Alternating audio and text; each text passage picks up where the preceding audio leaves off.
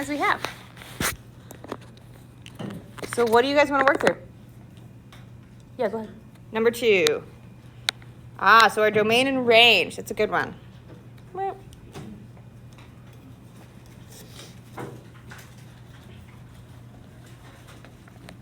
So what's our instinct on this one?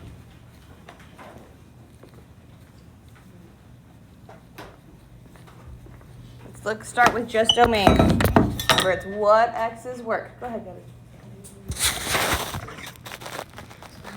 Oh, that number 2. Oh, love that. Did I? Ooh, things are in different orders. I love when that's going on. All right, linear, nonlinear. That one. Why are they in the... Love that for me. I love that. Are those the same ones? They look like the same ones. All right, linear versus nonlinear. And I will grab my master copy so that we can actually see and make sure we're looking at the right things. Awesome sauce. Why are they in different spots? It's so weird. Anyway, so we're going to look at the linear versus nonlinear. Is there any right off the bat that you see that are nonlinear? Which one? C and D. Why? Because it's got the exponents. So this is the problem. So it means it's nonlinear. Oops. And on this one, that guy's the problem. So it's nonlinear. Because of that exponent, I know it's not a line. So A and B, we see that they don't have any exponents, which is great. Do we have any x's or y's in weird places, like inside a square root or in a denominator? Or anything weird?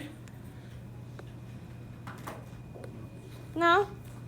They're decimal, like the A is very decimally, but it's still y plus x. So if we think of it as 3y plus 5x equals a number, that's standard form. This one is linear. It's in standard form.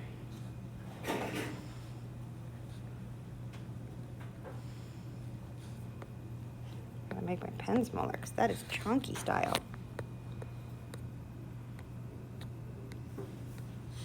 All right. And then let's look at B. Do we have anything funky going on here? It's fraction-y, but it's fine. We could, if we wanted to, split this into 2 fractions. 12x over 13 plus 37 over 13. And that makes it slope-intercept form. I'm just going to put SI. This is slope-intercept form. I've got my mx plus b. So this one is also linear. I'm going to rewrite this.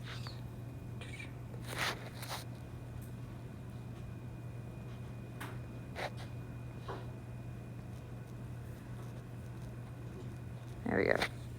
Slope-intercept.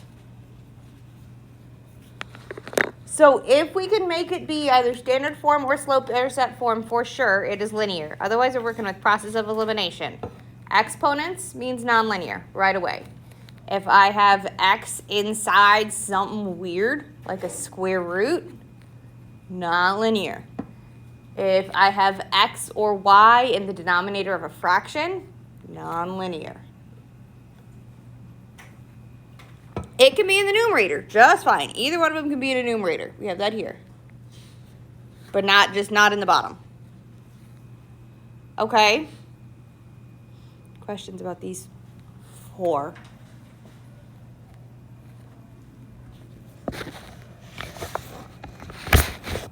Okay. Give me another one you want to do. I'm going to look for another. Go ahead, Gabby. 3, the domain and range one. Boop.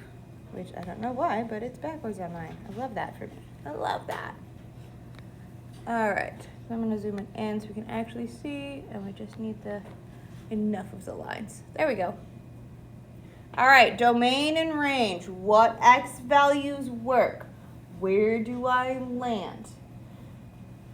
So what's our instinct on this one? Yeah. Because we're looking at, for our domain, our x values. Which x values work? What's the smallest x I can use? Negative infinity. Arrow. So this goes from negative infinity up to, what's the biggest x I can use? Positive infinity. Or you can write it as, I genuinely do not care, all real numbers. I know this one says interval notation, but I genuinely don't care. If you can get me the domain, we'll be in a good place. So you can put all real numbers. You can put the funky R. You can put the interval. Okay, I don't care how you write it. Just get the idea out of your head and onto the paper.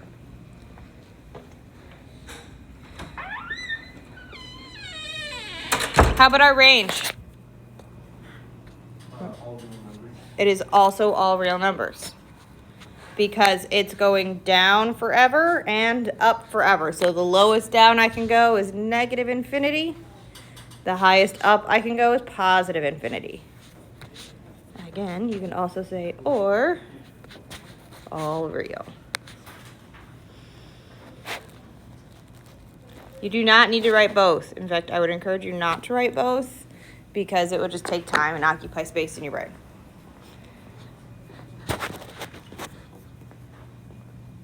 So is this discrete, continuous, or neither?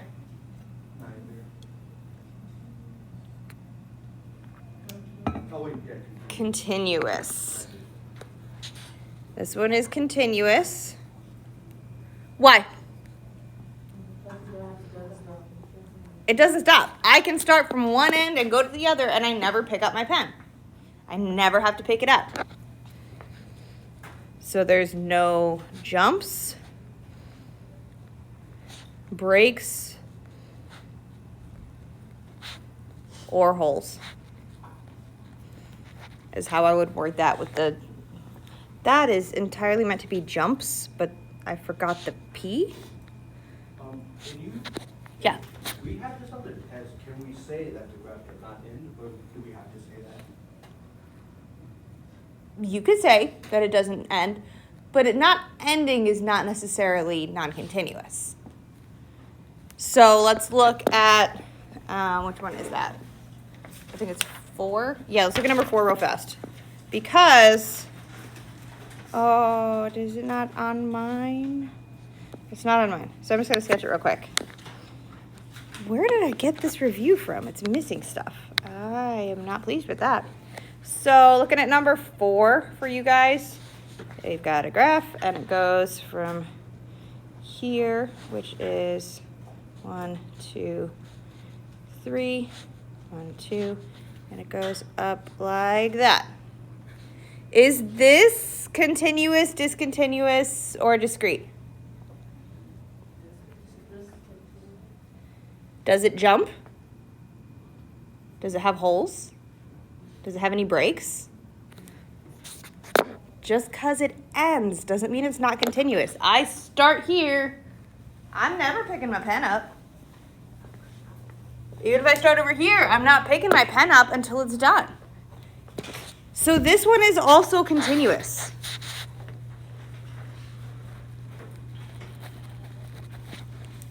I can trace my pen along the whole thing and I never have to turn off my little red dot.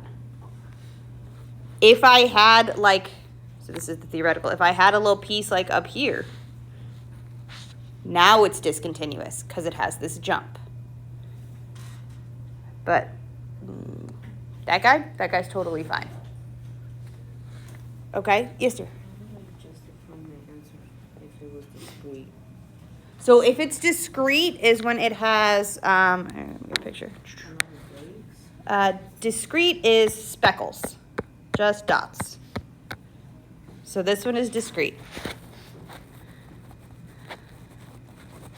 And you can say is just dots. So for it to be discontinuous, it has to either have an open point or it has to be true things. So it has to have either a circle or, oops, hang on. Graph like merp, merp, where it's got a break. So both of these are discontinuous. I'm just trying to do it so that word continuous is not up. Because this has a hole here. This one's got a hole, so if I start and trace my line, it goes like this, and then I'd have to jump and do that. So this is my shape. I'd have to jump over this point. And on this one, I'd have to start over here and then jump up here. So there's breaks, holes, tripping hazards for us to walk along it. So these are discontinuous. That one's discrete. Both of those are continuous.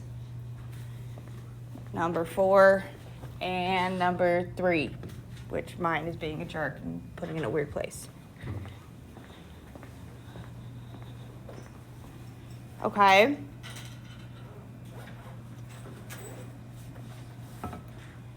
While we're thinking about number 4, let's do its domain and range quick since we're here.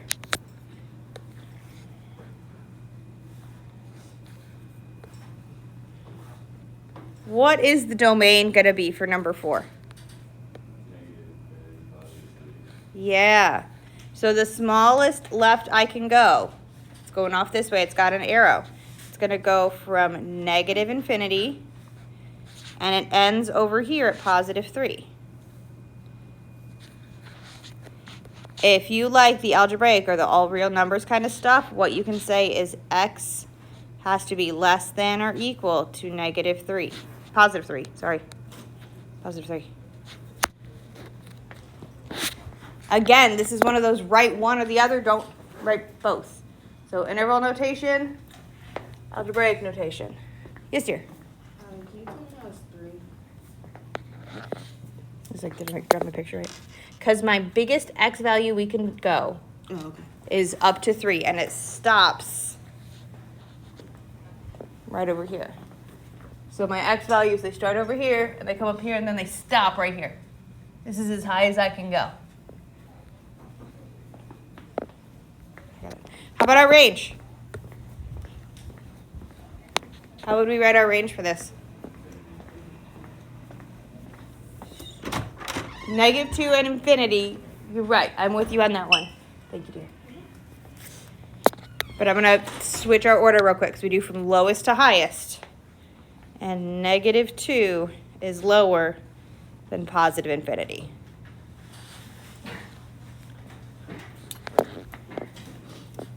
Or you can write it as my y's have to be bigger than or equal to negative 2. I genuinely do not care how you write it. Genuinely. Just get something on the paper.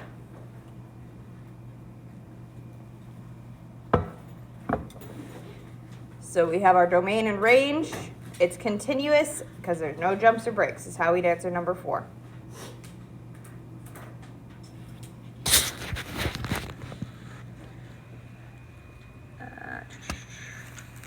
Yasmina, what you got? Yasmina. Number 6, our point line symmetry.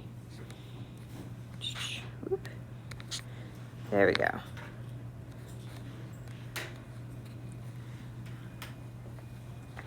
There we go. So we're looking to see which ones have point symmetry, which ones have line symmetry, and which ones have no symmetry. So remember, point symmetry is where I can take it and I can rotate it 180 and it'll line back up. It goes on a point, it spins. Line symmetry is when it folds in half on a vertical line. So looking at number 1, can I fold this in half and have it line up like this?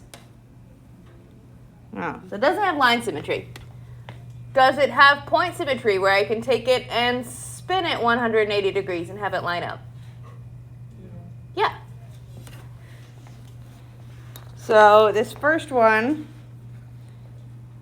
has point symmetry. I can pick any point and I could rotate it and it would line up just fine.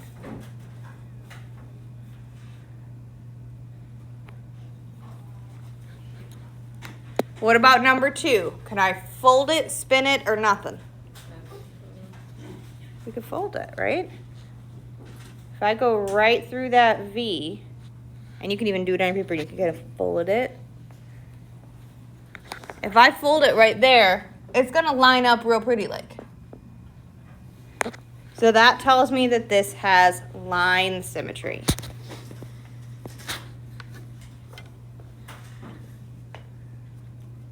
How about number 3? What do you think?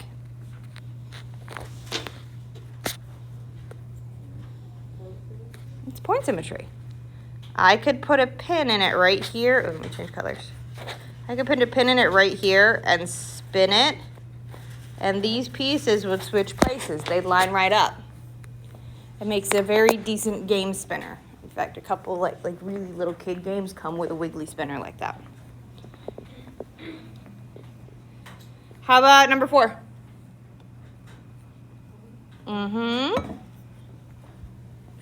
Yeah, number 4 is point symmetry. I could pick a point. It could even be way up here. It doesn't have to be in the middle. I could pick here. I could pick over here. It doesn't matter where that point is. I can do point symmetry on a lot of places on this one. But this one is point symmetry.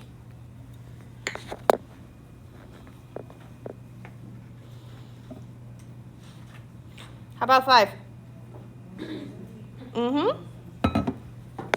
It's line symmetry. It can fold in half. And it's actually symmetrical right on that y-axis. Boop. Right there. That's our line. So this is line symmetry. I can fold it in half right there. And number 6. Does it fold in half? Does it spin?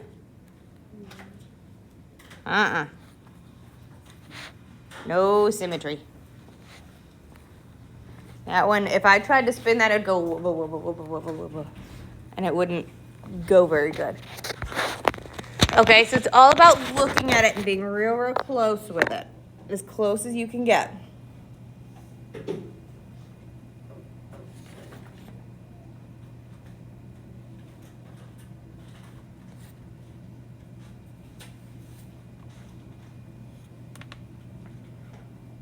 Questions on our point or line symmetry?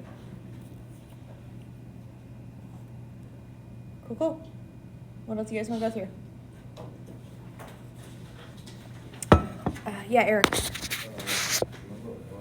Number 1. We'll hit them all. We'll go through number 1. And say, I won't let you get that specific.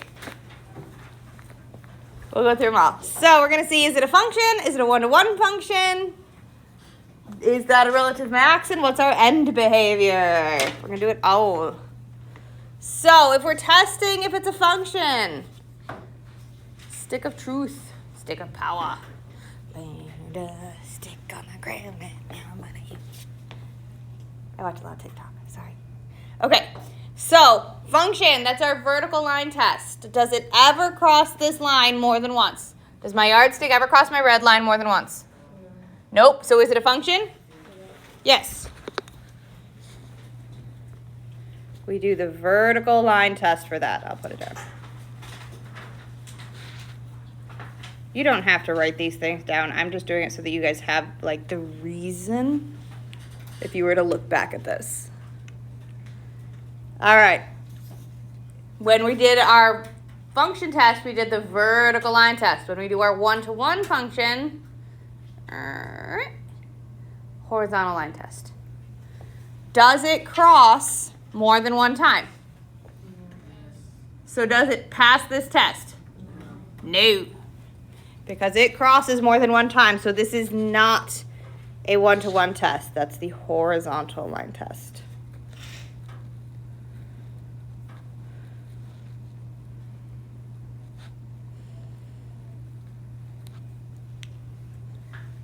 That help with that, Eric? Okay.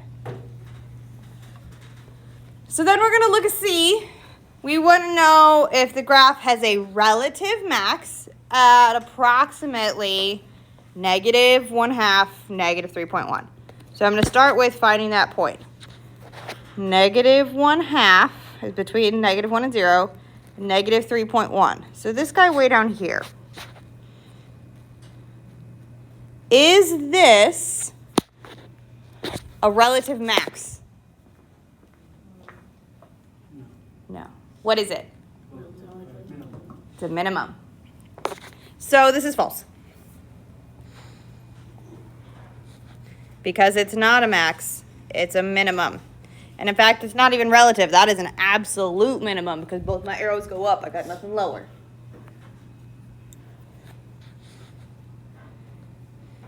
It's a min. Hey, leaving space so it looks like 3 separate words. Yay for me. I wrote it good. Speaking of our arrows, let's do our end behavior real quick. And once again, we have things that are upside down from the way I like to write it, but that's okay. Because we've got as x approaches infinity, as x gets really big. Stop it. As x gets really big, what happens to my function? What happens to my y's? It goes up. So as x approaches infinity, y approaches positive infinity. I need another color. Ooh, green. There we go. As x approaches negative infinity, as x gets smaller, as x approaches negative infinity, what happens to my y's? That goes up. So we're going to say positive infinity again. If both arrows point up, they're both positive infinity. The arrows that point down are negative infinity. A little better on that one? Okay. What else you want to do? Number 8. The graphing lines. Let's see. I gotta find the ones that actually have the right equations. Well, one of them is the right equation, but they're in the wrong spots. So I'm just gonna fix that real quick. I don't know where this thing got these from, but they did. All right.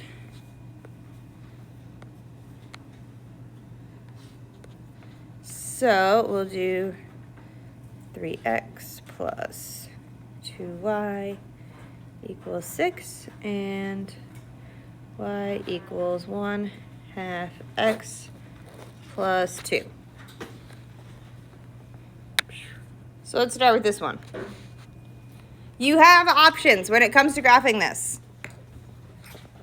You could make a table, pick some numbers, plug things in. Totally fine. You could solve this around into slope-intercept form. Totally fine. Those are extra work. I think the easiest way to do it when they're in standard form here is to find my x and y intercepts, which you can do by writing it out, where we substitute in 0. Remember, that's going to make one of my terms disappear. So if I want to know what my x-intercept is, I know my y is 0. So 3x equals 6 will tell me where my x-intercept is. 3x equals 6. What is my x-intercept then? 2, because we divide both sides by 3. X equals 2. My x-intercept is right there. To get my y-intercept, we do the same thing but with the other term. If I was to plug 0 in for x, to get my y-intercept, this term disappears. And we get 2y equals 6. 2y equals 6. So what's our y-intercept? 3. 1, 2, 3. Here. Technically, 2 points is enough to make a line. And we can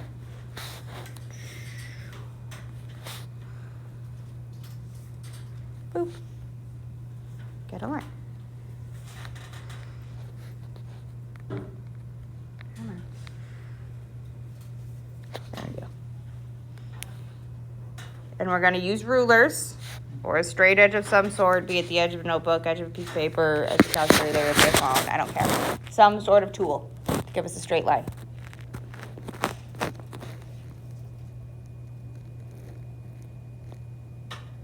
Okay on that one? Whoa, hello. Way down there. There we go.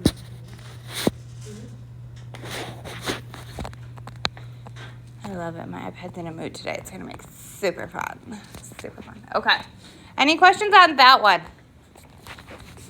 Because we'll do the other one too. Because it's a good idea to practice both forms. With either one of these, you can make a table and do, like, make up numbers. Guess. I don't know. Guess and check. You can absolutely always do a guess and check kind of table. Totally fine. 100% valid. Just slow. So then let's look at part B.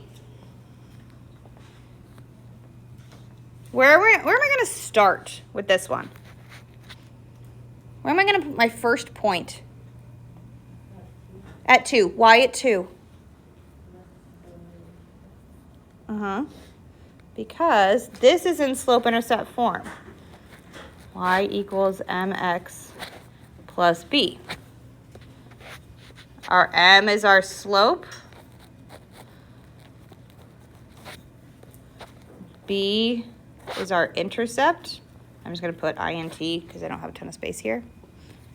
So we start at the y-intercept, which in this case is 2. So we're going to put a dot on 2. How do I move with that slope? Rise over run, specifically. What am I going to do? 1 up, 2 to the right. So our slope is 1 over 2. We go up and we run to the right. So I'm going to take from here and we're going to go up 1 over 2 and put a dot. We're going to go up 1 over 2 and put a dot.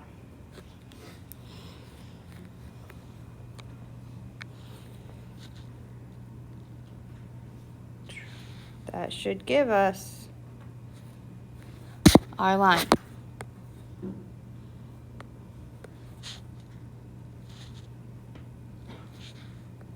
Yes, dear. Say it again. Oh, because the more dots you have, the easier it is to get my ruler to line up. So I just did it again. I just went up 1 over 2. You can go the other way as well, but I just didn't want to toss that out onto us quite right now.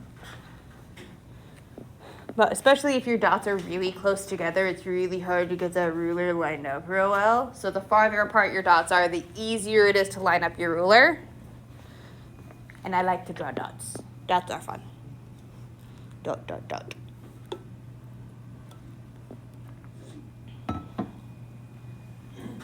All right. Yes. Number 9. The sketch. I gotta find it on this thing. Where is it? That's another graph.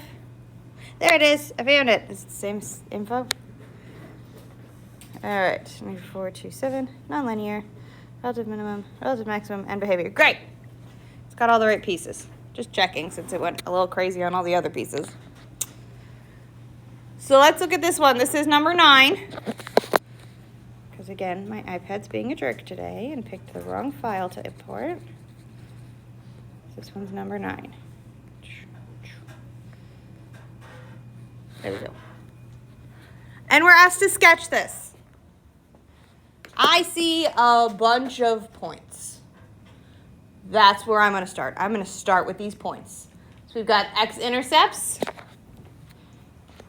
at -4, 0, which is here. 2, 0, which is here. 7, 0, 5, 6, 7, which is here. Oops, sorry, I'm trying to make sure it's, there we go. My iPad has a slightly different view of Skype, so it's weird to see. So I've got my x-intercepts there.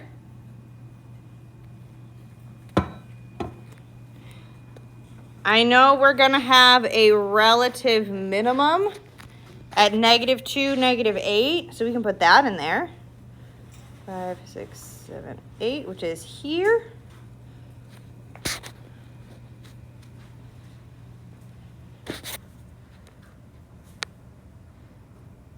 And we're going to have a relative maximum at 5, 6, which is here. So we've got a lot of points here.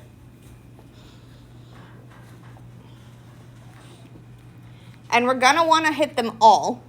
We're going to hit every single one. But before we start hitting stuff, we're going to put our arrows up, because that tells me where to start from. Yes, dear? All that means is this is going to be a valley here somewhere. So at this 2, -8, we're going to have a dip. So when we get to it, we're going to have something that looks like that. We're not going to do that yet because we'll connect them up. But this is a low point here and a high point here, because we have a minimum and a maximum. We're just going to work from the points as they are right now. And we're going to put our arrows up. So let me grab we'll grab that kind of rust. So let's do this one. This first one says, as x approaches -infinity, y approaches +infinity. What's that going to look like?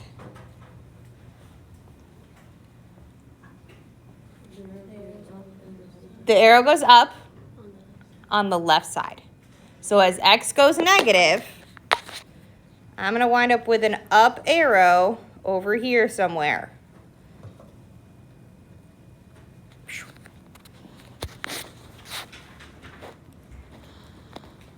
Then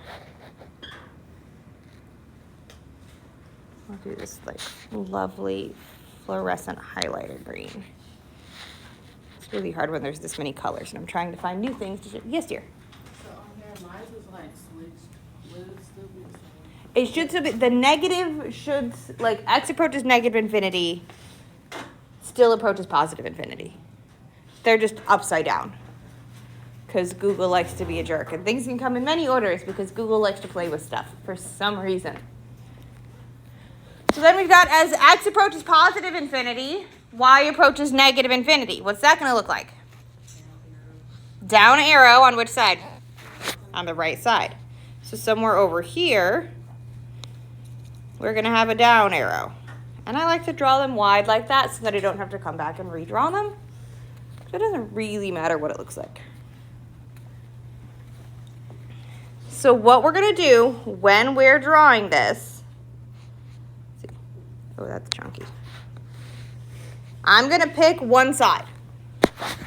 I'm either going to start from the yellow and work left, or work to the right, or from the green and work left. That's the easiest way to make sure we stay not crossing our own line.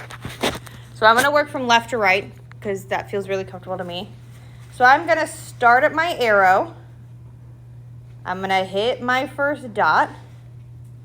And I'm going to go down to that minimum and turn back around and bounce it up like this.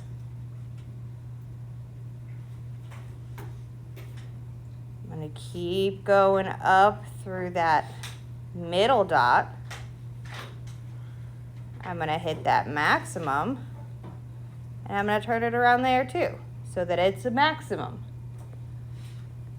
Bring it down through my third dot and hit my arrow.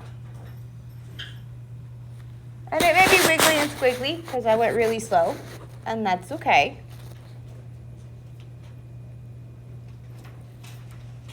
It should look vaguely like this. If you got a little extra and put in extra decorative squiggles, that's fine. You don't have to, but you can. Creative choices, artistic freedom. Okay. Feeling a little better on the sketchy one. Okay. Just take it piece by piece. Plot all your dots, put your arrows, and then connect the dots. Either from left to right or right to left. I don't care which way you go. Go ahead, Yasmina. 5. Number 5. That is which one? Ah, jelly beans. Let's see. Jelly beans is on the top of this one. All right.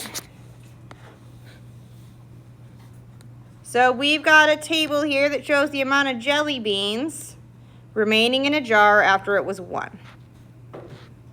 So, first things first, I have to figure out what's my x and what's my y. What is my x value going to be?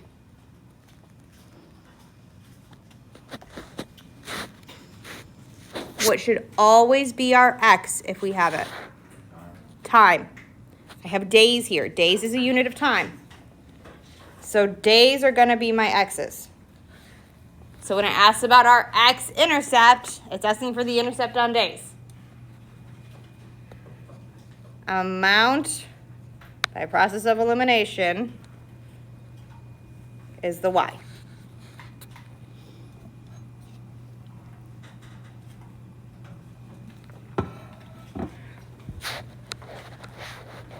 So where is our x-intercept? It's at 5. Good call on that one. Because remember, my x-intercept is what happens when y is 0. So my x-intercept is 5.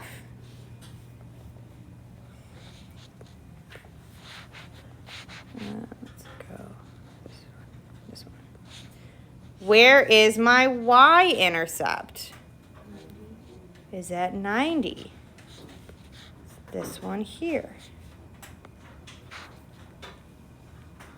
So finding the values is just like that. When it means in context, all that says is 5 what? 5 days until. What happens at 5 days? Until what? No more jelly beans. Until they're out of jelly beans.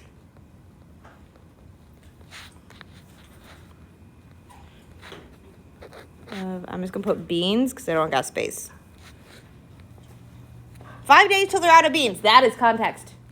5 days until 0 beans. Also context. What about the 90? What's that one? 90 what? 90 beans. When? On day 0. Or when it was 1. Why did I spell it like that? That was weird. When it was 1. When this person won the jar of beans, there were 90 beans in it. How you word context does not matter. I don't care if you say 5 days until they're out of beans or 5 days until 0 beans. 5 days until empty.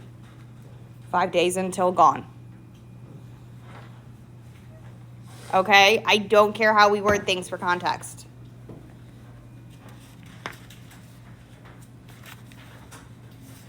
I think all we've got left is number 7. So let's take a peek at number 7 real quick. Because we are just about done. Do I have that one on here? I don't have that one on here because my computer decided to pull up the wrong file. So, I have a similar one. Nope, I don't. Boop. I'm going to put it down here. And I'm going to give us a sketch real quick. All right. Table. And we've got a boop, boop, boop, boop. It looks something like that. What is a point that you know, looking at your picture? You do not have to go in the same order from top to bottom. What's something you know?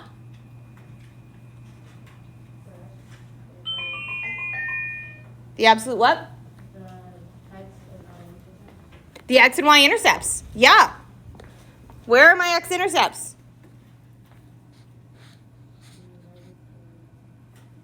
Mm-hmm. We've got our -4, -3, -1, and +2. So for on that line, all you do is you list them out. -4, -3, -1, 2. What else we got? Our y-intercept is where? 6. Which does not look like 6 on my picture, but it is 6, I promise. Where's our maximum? 110. Where's our minimum? Like the all the way minimum. Is the -2 an absolute minimum, or is it relative? That one's relative. Do we have an absolute minimum? No. So when it talks about our absolute minimum, you're going to say none. It doesn't have one. It does not have one. It's got the absolute max, and it's got a relative max, and it's got a relative max. So if it doesn't have a thing, that's okay. It's allowed to not have a thing. Okay? Those are all the pieces from the review. If you can do all those things, you will be absolutely fine tomorrow. If you want more questions to practice, Alex has a review. You can go on Alex and it'll spit you out more practice questions that you can continue practicing. Okay, let me real quick read through some announcements. Vex Robotics call-out meeting today, August 17th. The Black History Club will meet in the lecture hall, D128, today, right after school. Novachet, the National Association for the Professional Advancement of Black Chemists and Chemical Engineers, call-out meeting is Monday the 21st. After school tutoring, the 21st Century Learning Center is opening on August 21st in the PFC Media Center. To go to the after school tutoring, you have to sign up on Canvas every day that you want to go. If you do not sign up on Canvas, they will not let you in. It's on the PHS media, like on the PHS page in Canvas. Okay, so you gotta register in there if you want to go to the 21st Century Learning Center. They do have free tutoring after school every day from 2:30 until I believe 5 o'clock when there's a bus home. Okay, back to school night is next Tuesday, the 22nd, from 5:30 to 7:10.